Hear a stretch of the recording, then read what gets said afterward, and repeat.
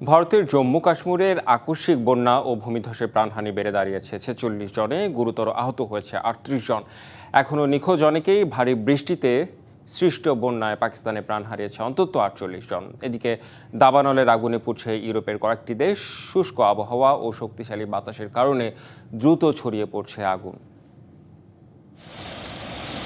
বৃহস্পতিবার ভারত নিয়ন্ত্রিত জম্মু কাশ্মীরের ৪০টি গ্রামে হঠাৎই দেখা দেয় মেঘভাঙা বৃষ্টি।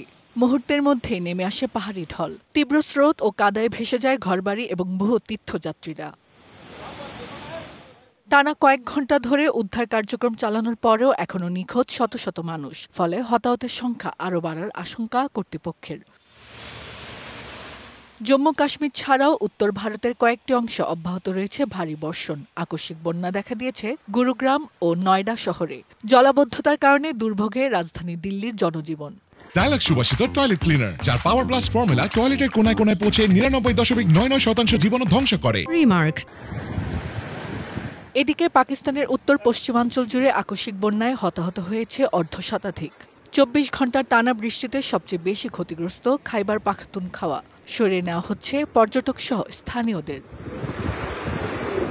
এদিকে শক্তিশালী ঝড়ের কবলে দক্ষিণ চীনের গুয়াংডং প্রদেশ। প্লাবিত হয়ে আছে ফোসাদ শহরের রাস্তাঘাট। দক্ষিণ ও মধ্য এশিয়ার দেশগুলো যখন ভাসছে বন্যায়, তখন অপরদিকে দাবানলে পড়ছে ইউরোপ। গত কয়েকদিন ধরে দাবানলে জ্বলছে স্পেনের কয়েকটি অঞ্চল। নতুন করে আগুন ছড়িয়ে পড়েছে গালিসিয়া ও এক্সট্রিমাদুরার অঞ্চল।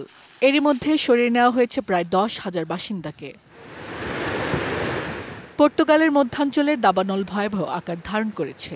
আগুন ছড়িয়ে পড়েছে ভেনভেন্ত পাহাড়ি গ্রামে। সরিয়ে নেওয়া হচ্ছে স্থানীয়দের। Hasna Akter, DBC news desk.